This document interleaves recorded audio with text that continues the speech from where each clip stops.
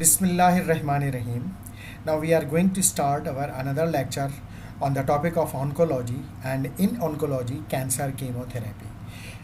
Because being a pharmacist, it is important for us to know what is chemotherapy, what are different types of cancers, and how cancer progress, and how we can hamper their growth if we provide chemotherapy.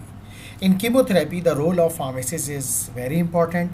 Pharmacy have also a specialty in cancer management or in cancer therapy, and those pharmacists who are working in cancer ward, they are usually called oncology pharmacists because they are expert in chemotherapy. Now let us start with the principles of oncology. Now, the term cancer refers to a heterogeneous group of diseases caused by an impairment of the normal functioning of genes which leads to genetic damage. जो term cancer है वो heterogeneous different type के group of disease की वजह से cause होती है, और जिसके नतीजे में क्या होता है कि जीन का जो नॉर्मल फंक्शन है वो इम्पेयर हो जाता है, यानी नॉर्मल फंक्शन से एबनॉर्मल फंक्शन हो जाता है, जिसकी वजह से जेनेटिक डैमेज हो जाता है और फिर जो ग्रोथ होती है सेल्स की वो एबनॉर्मल हो जाती है. अच्छा, अब now the characteristics of cancer cells. Cancer cells are also refer to as tumours और नियोप्लाज्म्स. ठीक है, इनको हम ट्यूमर या नियोप्लाज्म भी कहते हैं. Tumours are thought to arise from a single abnormal cell which continues to divide indefinitely. तो ट्यूमर सेल्स जो होते हैं वो सिंगल एबनॉर्मल सेल से स्टार्ट होते हैं और फिर डिवाइड होते रहते हैं indefinitely. And uncontrolled growth, the ability to invade local tissues and the ability to spread or metastasize are unique characteristics of cancer cells. उसके बाद इनकी ग्रोथ अनकंट्रोल होती है. फिर ये जो लोकल टिश्यूज़ होते हैं यानी बराबर वाले जो टिश्यूज़ होते हैं उनमें भी वो कैंसर सेल्स ग्रो करके उसमें इन्वेड होना शुरू कर देते हैं, और अगर किसी डिस्टेंट पार्ट पर बॉडी के ये कैंसर सेल्स पहुंच जाए और वहाँ पे भी कैंसर कर दें तो उसको हम मेटास्टेसिस या मेटास्टेसाइज कंडीशन कहते हैं. तो ये यूनिक कैरेक्टरिस्टिक्स होती हैं कैंसर सेल्स की. अच्छा, इसके बाद एक और डेफिनेशन है, that is called carcinogenesis. Carcinogenesis क्या है? The mechanism of how many cancer cells cancers occur is thought to be a multi-stage, multifactorial process that involve both genetic and environmental factors. तो कार्सिनोजेनेसिस क्या है? Mechanism है. क्या बताएगा कि how many cancers occur in is thought to be multi stage, यानी जितने भी कैंसर्स होते हैं वो मल्टी स्टेज होते हैं, मल्टी फैक्टोरियल प्रोसेसेस होते हैं उसमें, यानी एक से ज़्यादा फैक्टर इन्वॉल्व होते हैं जिसके नतीजे में जेनेटिक चेंजेस आती है. और इसके अलावा जेनेटिक चेंजेस खुद ब खुद भी हो सकती हैं बॉडी में किसी भी रीज़न के तहत, यानी कोई एक्सटर्नल फैक्टर इन्वॉल्व नहीं होगा उसमें, और बाज़ दफ़ा एक्सटर्नल यानी एनवायरमेंटल फैक्टर भी इन्वॉल्व होते हैं जो कि सेल को जो है वो कैंसर नॉर्मल सेल को कैंसर सेल में कन्वर्ट कर सकते हैं, और यानी उसके जीन को कन्वर्ट कर देते हैं. यानी for example exposure to radiation, जैसे फॉर एग्जांपल सन रेज से बहुत ज़्यादा एक्सपोज किया जाए तो स्किन कैंसर के चांसेस होते हैं. अच्छा, इसमें कार्सिनोजेनेसिस में जो फर्स्ट स्टेप है that is called initiation. The first step involves both involves the exposure of the normal cell to a carcinogen.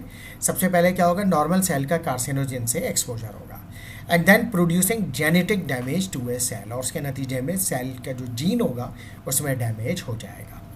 Then the next stage is promotion. The environment becomes altered to allow preferential growth of mutated cells over normal cells, यानी जो उसके surrounding में cell के जो damage cell था उसके surrounding यानी उसका एनवायरनमेंट चेंज हो जाएगा, और उसके बाद फिर वो म्यूटेटेड सेल हो जाएगा और वो नॉर्मल ग्रोथ से प्रीफरेंशियली एबनॉर्मल ग्रोथ शुरू कर देगा.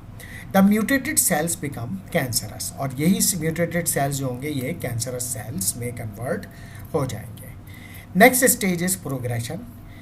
क्या होगा? Increase proliferation of cancer sales allows for invasion into the local tissues and metastasis, कि फिर उसके बाद सेल्स की एबनॉर्मल इंक्रीज प्रोलिफरेशन शुरू हो जाएगी और फिर वो साथ वाले जो टिश्यूज़ होंगे वहाँ पे भी इन्वेड करेंगे और डिस्टेंट मेटास्टेसिस भी हो सकता है.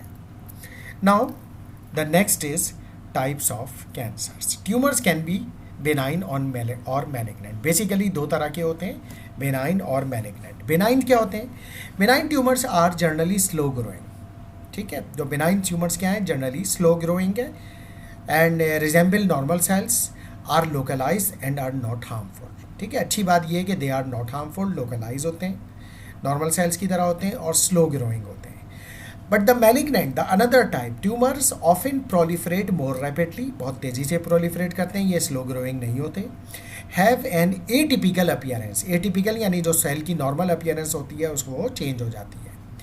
Invade and destroy surrounding tissues. ठीक है, ये भी करेंगे, यानी सराउंडिंग टिश्यू को डिस्ट्रॉय भी करेंगे, इन्वेड भी करेंगे and are harmful if left untreated. और इसका प्रॉब्लम ये है कि अगर इसको सही वक्त पे ट्रीट नहीं किया गया तो ये हार्मफुल भी हो सकते हैं. Malignant cancers are further categorized by location from where the tumor cell arise. Malignant को हम फिर फर्दर डिवाइड कर सकते हैं उस साइट की बेस पे, जिस जगह से, उस लोकेशन की बेस पे जहाँ से वो ट्यूमर जो है या कैंसर जो है वो मैलिग्नेंसी अराइज यानी शुरू हो रही है. वो क्या है? Solid tumours and haematologic malignancies. Solid tumours को अगर हम देखें तो फिर हम उसको भी डिवाइड कर सकते हैं. उसमें पहले है कार्सिनोमास. कार्सिनोमास क्या है? Carcinomas are the tumours of epithelial cells, यानी जो एपिथेलियल सेल्स के जो कैंसर होंगे, तमाम एपिथेलियल, चाहे वो लंग में हो, स्किन में हो, जीआई ट्रैक्ट में हो, वो कार्सिनोमास कहलाएंगे. Like for example squamous cell carcinoma, small cell lung cell carcinoma. ठीक है, इसके अलावा गैस्ट्रिक कार्सिनोमा, पेनक्रियाटिक कार्सिनोमा. अच्छा, उसके बाद फिर क्या है? These include specific tissue cancers. For example lung, ये जैसे मैंने बताया जहाँ जहाँ एपिथेलियल सेल होंगे, लाइक लंग, कोलोन, ब्रेस्ट. और इसके अलावा भी जहाँ जहाँ एपिथेलियल सेल्स होंगे, इवन स्किन भी शामिल है इसमें. उसके बाद आते हैं sarcomas. Sarcomas include tumours of connective tissues such as bones, like for example के तौर पर ऑस्टियोसार्कोमा, और मसल्स. ठीक है, मसल्स जैसे हैं, फॉर एग्जाम्पल लियोमायोसार्कोमा. तो ये जो है वो सार्कोमास जो होंगे कनेक्टिव टिश्यू का ट्यूमर कहलाएगा. हेमेटोलॉजिकल मैलिग्नेंसीज में अगर हम आए तो उसमें again we have two types, lymphomas and leukaemias. Lymphomas क्या है? Lymphomas are tumours of lymphatic system. ठीक है, लिम्फेटिक सिस्टम का ट्यूमर है and include Hodgkin's and non Hodgkin's lymphomas. और इसको दो में डिवाइड किया है, हॉजकिन और non Hodgkin lymphomas. Hodgkin's lymphoma हम उनको कहते हैं जो एक साइंटिस्ट हॉजकिन ने आइडेंटिफाई किए हैं, और इसके अलावा जो हॉजकिन आइडेंटिफाई नहीं कर सका, बाद में आइडेंटिफाई हुए, उनको हम नॉन हॉजकिन लिम्फोमास कहते हैं. Leukemias are tumors of blood forming elements and are classified as acute or chronic myeloid और लिम्फोइड. ठीक है, यानी लाइक फॉर एग्जांपल ल्यूकेमिया में अब आ जाएगा acute myeloid leukaemia, acute lymphoid leukaemia, chronic myeloid leukaemia and chronic lymphoid leukaemia. तो इस तरीके से इसको हम क्लासीफाई कर सकते हैं. Now the another important part is the incidences of cancers. Cancer is the second leading cause of death in the United states. तो यूनाइटेड स्टेट्स में तो इसका डेटा मौजूद है, तो उस वजह से उन्होंने इसको कैलकुलेट कर लिया और उन्होंने कहा कि जो second leading cause of death है वो कैंसर है. Picture will not be different in other parts of the world, even including Pakistan. The most common cancers are breast cancer, prostate and colorectal cancer. And the leading cause of cancer death is lung cancer. सबसे ज़्यादा, और जो जितने भी cancer हैं उसमें जो सबसे ज़्यादा डेथ वाक़ई होती हैं वो यूजुअली लंग कैंसर में होती हैं. अच्छा, ब्रेस्ट कैंसर के हवाले से मैं आपको बताता चलूँ कि एक मेरी भी स्टडी है इंसिडेंसेस पर कैंसर्स के, तो उसमें जो आइडेंटिफिकेशन है वो ये है कि वो जो ब्रेस्ट कैंसर है वो पाकिस्तान में, एशिया में, ख़ास तौर से कराची में, एशिया में सबसे ज़्यादा रिपोर्टेड है. इसके क्या रीज़न्स हो सकते हैं, उसके लिए एक और स्टडी की ज़रूरत है. ये स्टडी पब्लिश हुई हुई है स्प्रिंगर ऑन्कोलॉजी जर्नल में by the name of retrospective study of different cancer types in Karachi, Pakistan.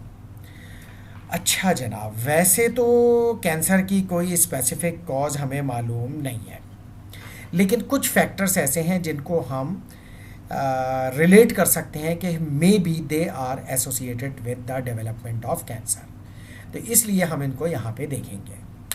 वो क्या है? Many factors have been implicated in the origin of cancer and some of these factors are as follows.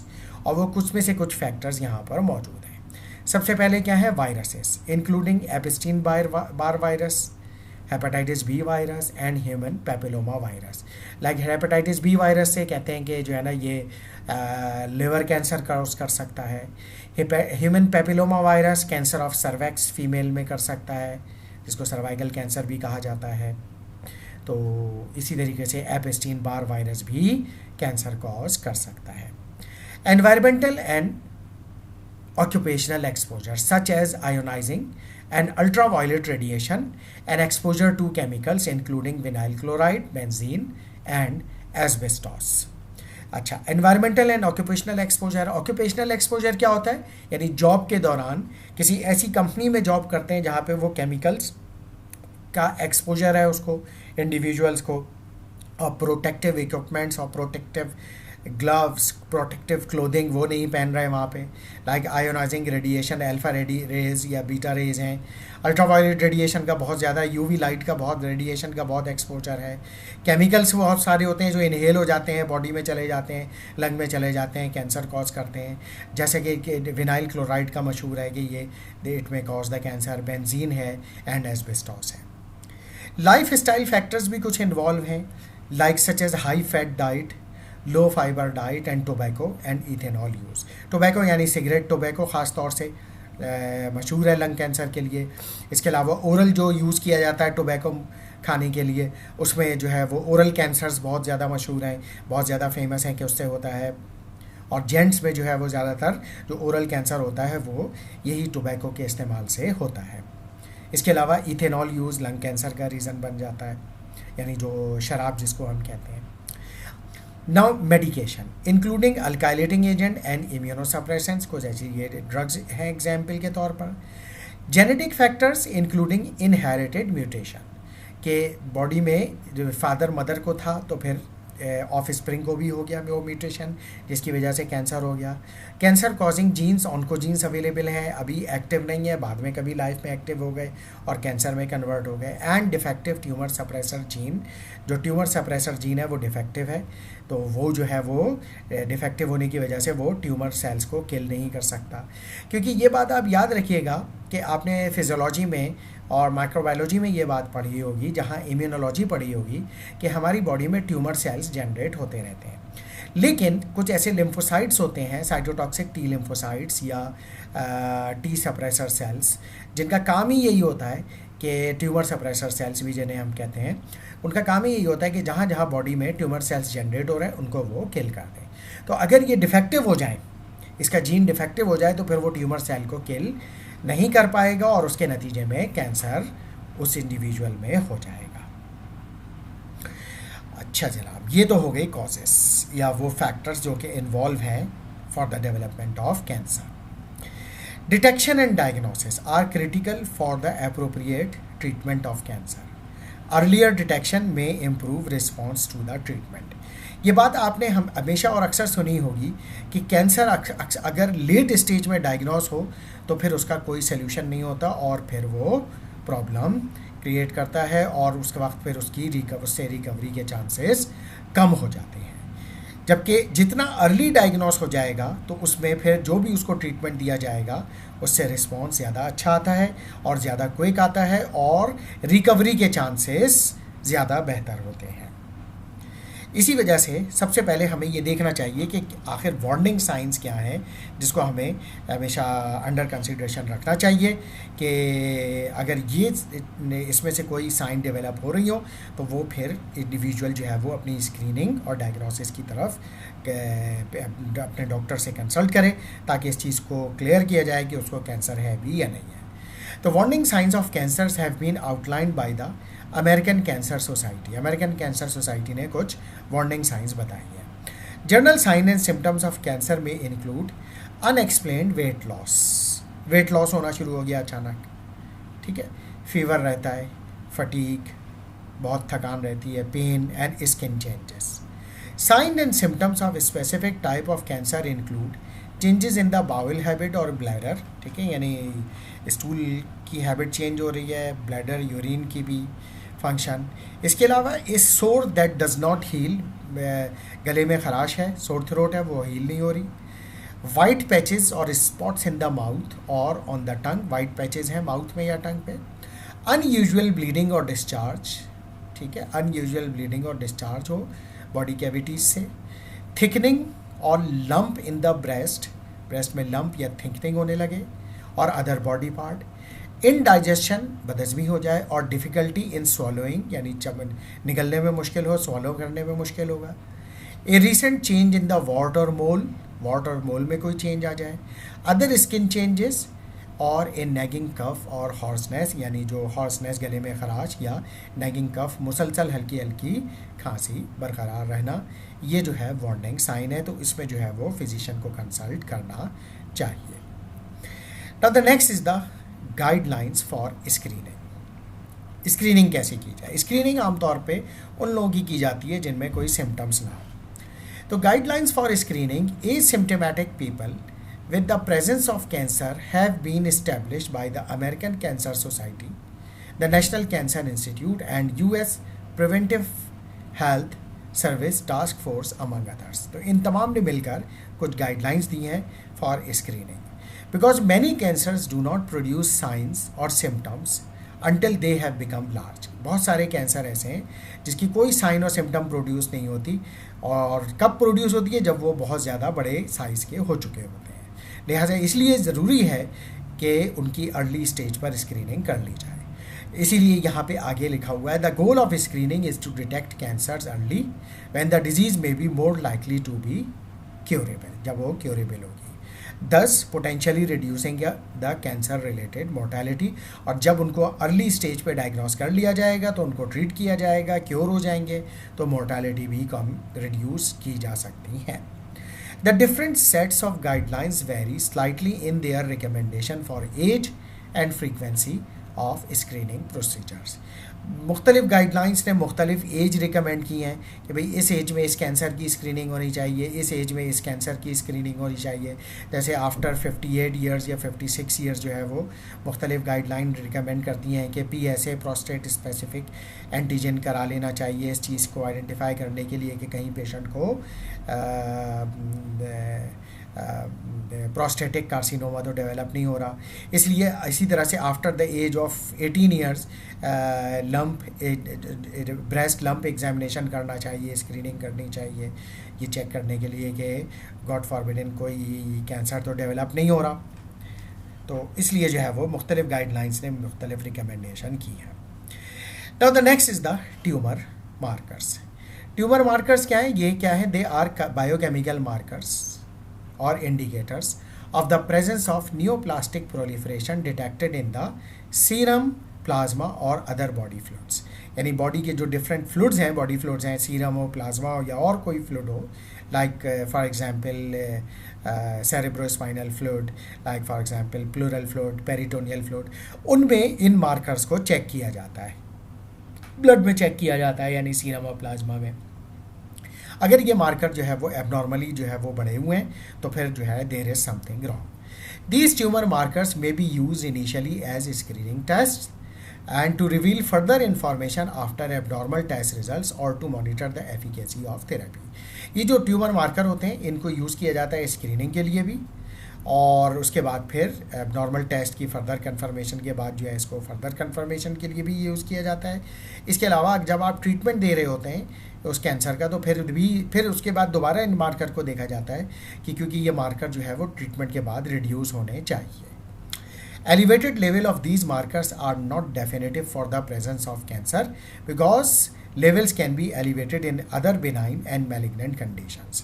अच्छा, ये ज़रूरी नहीं है कि ये मार्कर्स बढ़े हुए हैं तो लाजिम बात है कैंसर ही होगा, तो इसको देखना पड़ेगा और दूसरे टेस्ट को भी करवाना पड़ेगा, बायोप्सी भी करवानी पड़ेगी इस चीज़ को कंफर्म करने के लिए कि वाकई वो कैंसर है भी नहीं या नहीं है, क्योंकि बहुत सारी और दूसरी बिनाइन कंडीशन या मैलिग्नेंट कंडीशन ऐसी होती हैं जिनमें ये मार्कर बढ़े हुए यानी एलिवेटेड होते हैं। ए फॉल्स पॉजिटिव रिजल्ट्स डू अकर, ये भी हो सकता है फॉल्स पॉजिटिव रिजल्ट है। एग्जाम्पल ऑफ सब commonly use markers include the following, कुछ कॉमन मार्कर्स यहाँ पे बताए गए हैं कि वो जो यूज़ किए जाते हैं for the purpose of screening and diagnosis of and for the monitoring of chemotherapy, जो क्या है कार्सिनो एम्ब्रियोनिक एंटीजन यानी CEA for colorectal cancer, alpha fetoprotein for hepatocellular carcinoma और hepatoblastoma and prostate specific antigen PSA for prostate cancer.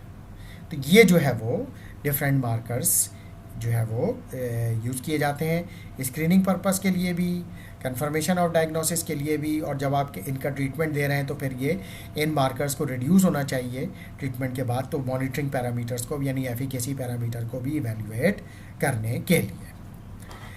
Now the next is the tumour biopsy. ये है दरअसल definitive test.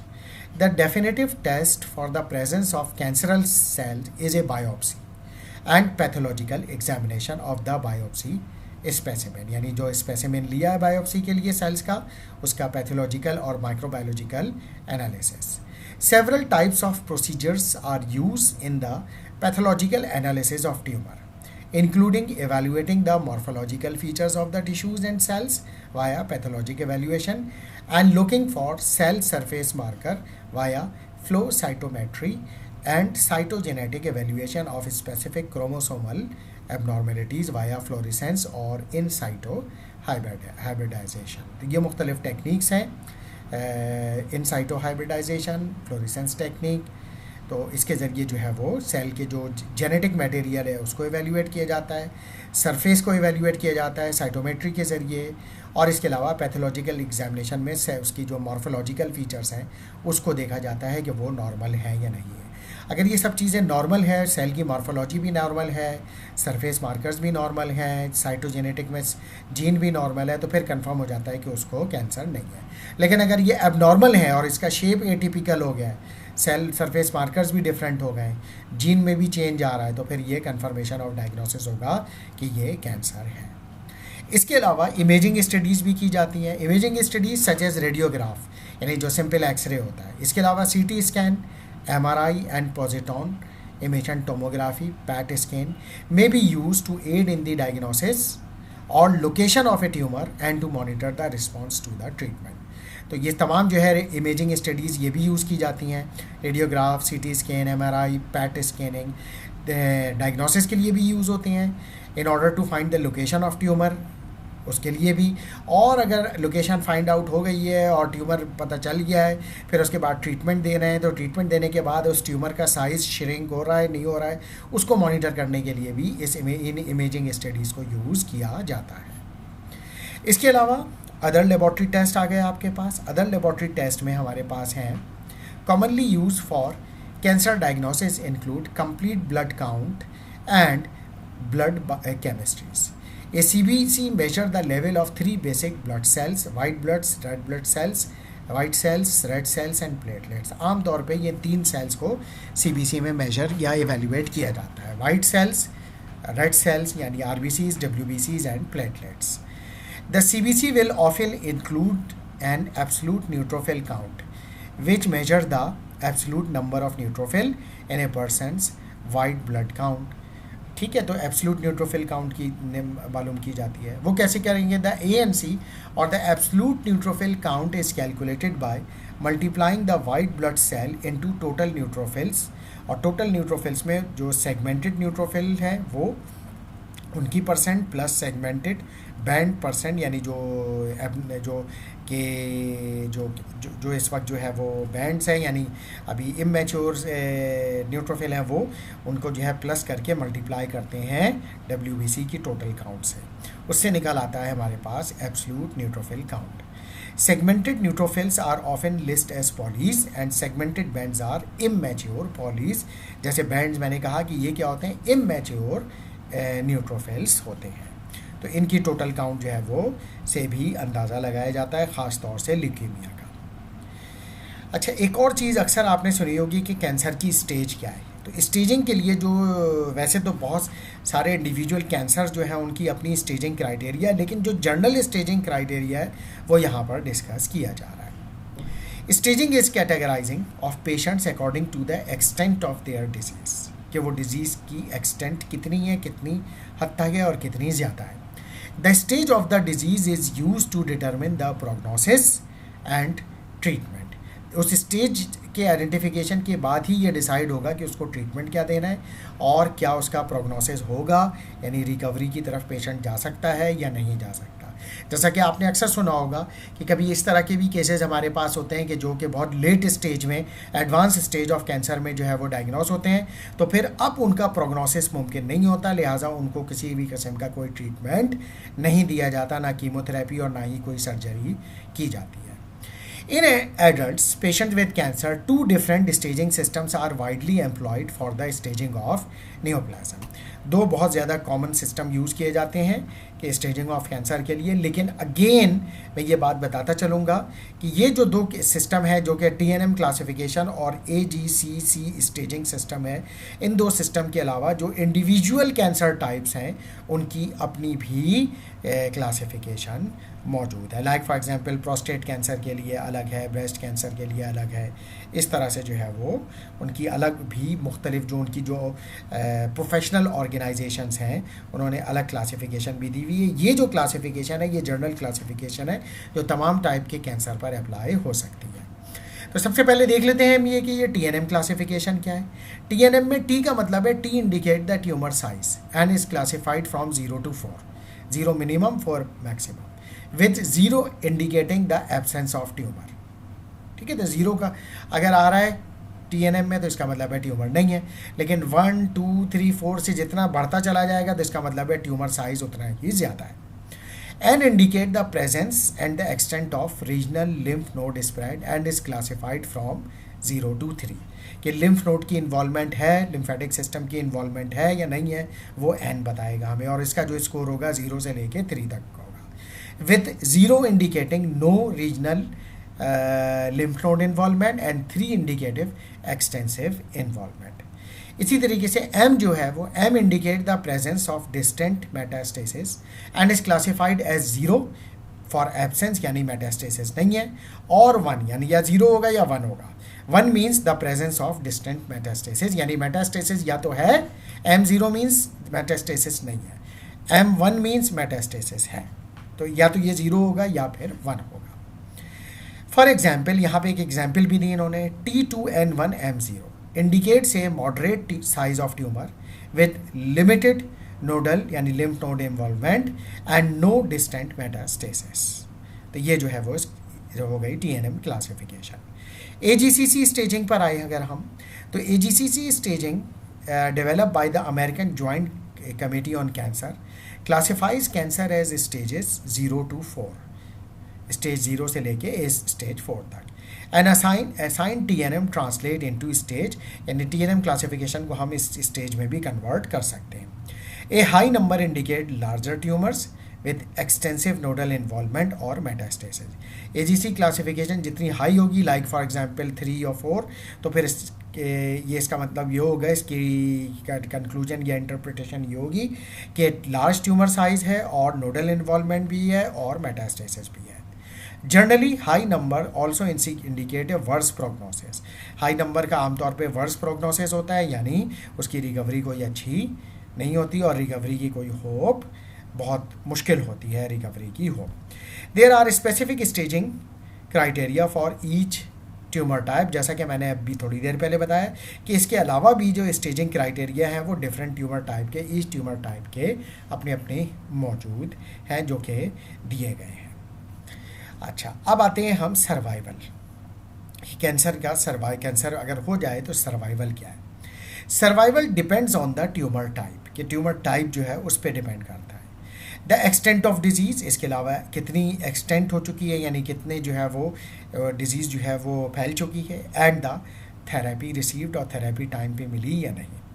Although some patients are free of all detectable disease, not all patients are cured. यहाँ पे वो ये कह रहे हैं कि ऐसा हो जाता है कि पेशेंट को हमने ये ट्रीटमेंट दिया, उसको थेरेपी दी, और उसके बाद फिर उसमें डिजीज़ के यानी कैंसर की तमाम साइन एंड सिम्टम्स ख़त्म हो गई, तो हम उसको ये कहेंगे कि the patient is free from all detectable disease. लेकिन हम उसको ये नहीं कहेंगे कि पेशेंट क्योर हो गया, कि कभी भी दोबारा रिलैप्स हो सकता है। The terms complete response and remission are used to indicate that the patient has no evidence of disease after the treatment। यानी जो टर्मिनोलॉजी इसी वजह से यूज़ की जाती है कैंसर के केस में, यानी वो पेशेंट जो कैंसर से रिकवर हो जाए, जिसकी रिकवरी हो जाए, प्रोग्नोसिस अच्छा हो जाए, तो हम उसको ये कहते हैं कि ये कंप्लीट रिस्पॉन्स है या रिमिशन है, पेशेंट रिमिशन में हो गया है। क्योंकि तमाम टेस्ट, चाहे वो ब्लड टेस्ट हो, चाहे इमेजिंग स्टडीज़ हो, चाहे कोई और ट्यूमर मार्कर हो, उन तमाम से ये साबित हो रहा है कि पेशेंट को अब कैंसर नहीं है।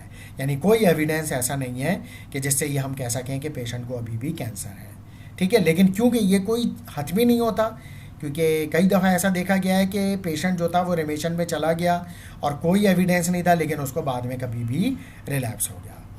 लिहाजा इसी वजह से ये आगे कह रहे हैं कि this is not a synonym for cure, यानी रिमिशन की जो टर्म है वो क्योर के लिए सिनोनिम नहीं है। As several patients who have achieved complete remission but may relapse, जैसा कि मैंने अभी थोड़ी देर पहले आपको बताया। Other markers use to describe disease response और survival include partial response, very good partial response VGPR, stable disease SD, progressive disease PD, and time to progression TTP, and progression free survival. ये तमाम terminologies cancer में और उसके treatment के बाद patient को के लिए यूज़ की जाती हैं कि प्रोग्रेसिव डिजीज़ है, टाइम टू प्रोग्रेशन है, यानी प्रोग्रेशन फ्री सर्वाइवल है, या कि जो है वो वेरी गुड पार्शल रिस्पॉन्स है या पार्शल रिस्पॉन्स है, कंप्लीट रिस्पॉन्स नहीं है। ये तमाम टर्मिनोलॉजीज़ पेशेंट के लिए कैंसर के वार्ड में यूज़ की जाती हैं, and a pharmacist should be familiar about these terminologies and their interpretations. तो इसके साथ ही अब हम अपना ये लेक्चर यहाँ पे ख़त्म करते हैं। नेक्स्ट लेक्चर हम स्टार्ट करेंगे with continuation of this oncology cancer chemotherapy, और जो हम कंटिन्यू करेंगे, हम स्टार्ट करेंगे सेल लाइफ साइकिल से। Thank you very much.